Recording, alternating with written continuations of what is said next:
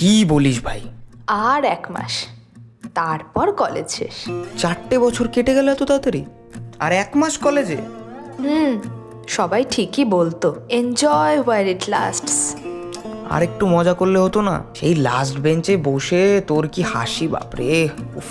হ্যাঁ, আর এনকেবি স্যার কটমটিয়ে তাকাতো। পরীক্ষার আগে মনে আছে, এক রাতে গোটা 1 বছরের পড়া নামাতাম। আরে তুই সে নোটস পাঠাতি, কি সব হিজিবিজি লেখা!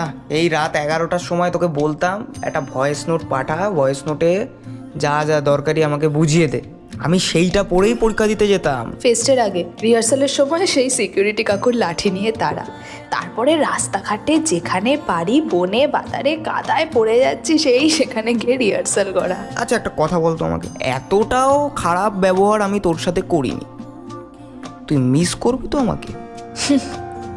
বড্ড।